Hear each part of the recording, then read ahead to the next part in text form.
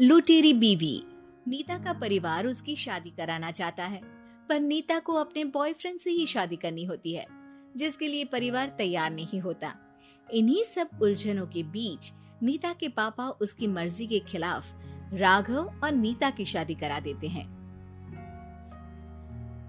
शादी ਤਾਂ ਤੁਸੀਂ ਮੇਰੀ ਕਰਾ ਦਿੱਤਾ, ਹੁਣ मैं भी देख दिया ऐ परिवार खुश किवें रहंदा है।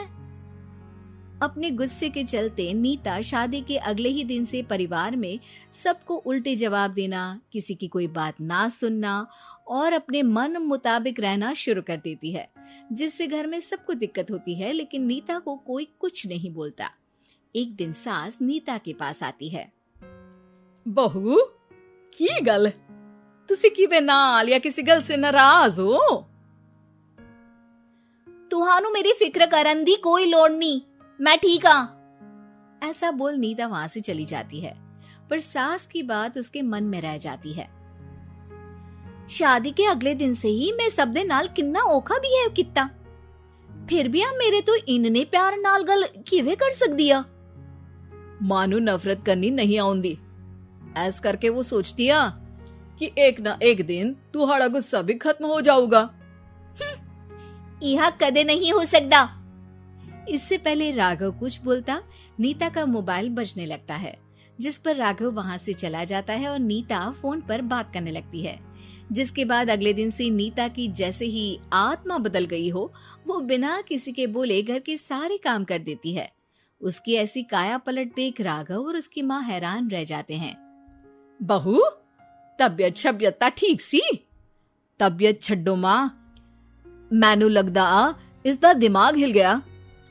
ए तुसी दोनों की गल करी जांदे हो? मैं ठीक आ ते मेरा दिमाग भी। बस आज रियलाइज हो गया कि मैं अपने गुस्से विच कितना प्यारा परिवार ठुकरा रही सी। नीता की बात सुनकर सब बहुत खुश होते हैं और अब नीता सास की सेवा से लेकर पति की हर बात मानने लगती है, जिसकी वजह से कुछ ही समय में घर की सारी भाग दौड़ उसके हाथों में आ जाती है। उसी के साथ सास और राघव भी हर काम के लिए नीता पर ही डिपेंड हो जाते हैं। नीता मेरा लैपटॉप किथे आ? बहू मेरी दवाइयाँ। अब नीता अच्छी पत्नी और सर्वगुण संपन्न बहू बन गई होती है और इसी तरह विश्वास जीतते हुए एक दिन तिजोरी की चाबियां भी उसके हाथ में आ जाती है। ऐ हुई ना गल, हुन आएगा जिंदगी विच स्वाद। तिजोरी की चाबियां हाथ में आती ही नीता एक रात सास और पति के सोते ही सारे गहने और कैश लेकर घर छोड़ अपने बॉयफ्रेंड के पास चली जाती है। रवि मैं आ गई, अब सानू कोई अलग नहीं कर सकता। ते वेख मैं सारी ज्वेलरी ते कैश भी साथ ले आई। नीता की ये बात सुनकर रवि खुश हो जाता है और वो दोनों साथ रहने लगते हैं, जिसमें नीता पूरा समय काम करती है तो रवि उसके लाए पैसों पर ऐश करता रहता है।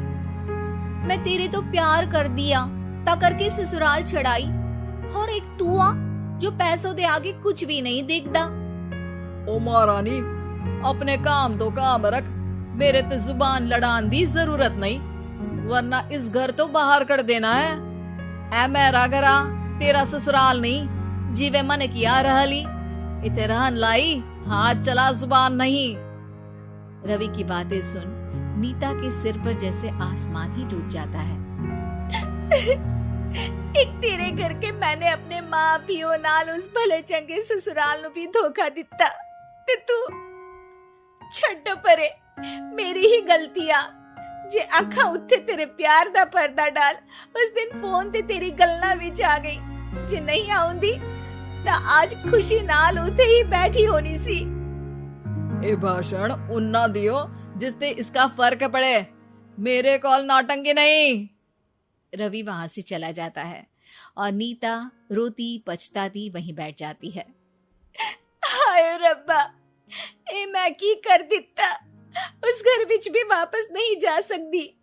एक ता घर छोड़ा नाल चोरी भी की, कोई मेहणु माफ नहीं करूंगा।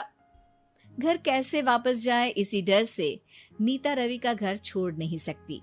इसी तरह दिन बीतते हैं और उन्हीं के साथ हालात बद से बदतर होते जाते हैं। अब रवि पैसों और अपनी मनमानी के लिए नीता के साथ मारपीट भी शुरू कर देता है, जिससे परेशान होकर एक दिन नीता उसे छोड़ अपने ससुराल वापस आ जाती है। जिसे वहां देख राघव गुस्से से लाल हो जाता है। हूं थे की लेना या हमारी जिंदगी के साथ घर ता तो पहले ही बर्बाद कर गई सी। जान दिया, मेरी गलती माफी लायक नहीं। मैं कमली सी उस ढोंगी नु सच्चा प्यार दे इस सच्चे प्यार नु बोझ समझती बैठी। मैनू माफ कर दो। जे मेरी नूर रानी समझ गई आ कि उस तो गलती हुई आ, फिर किस बात का रुसना मनाना। केड़ी नूर रानी? रानी बोलन जोगा इसने केड़े झंडे गाड़ दिए? मां याद कर, तेरे घर बिच चोरी कर बहू ते पत्नी सब रिश्ते तोड़ भाग गई सी। और फिर की मानता रहिया, गलती हो गई सी। एक गलती ता रब भी माफ कर देता ते तू और मैं ता सिर्फ इंसान ही आ। माफ कर दे, मैं बोल रही आ ये दोबारा कदी कोई गलती नहीं करेगी। इसदा नहीं ता मेरा ही भरोसा कर ले। ठीक आ, जिवे तुहानू ठीक लगे, पर इसे बोल दे मेरे कोलो कोई उम्मीद ना रखे। तुसी जीवे कहोगे। अब सास हर रोज राघव को मनाने की कोई ना कोई नई तिकड़म बताकर नीता को उसके पास भेजती रहती है, जिससे कुछ समय बाद नीता का पछतावा और कोशिशें देखकर राघव भी उसे माफ कर देता है।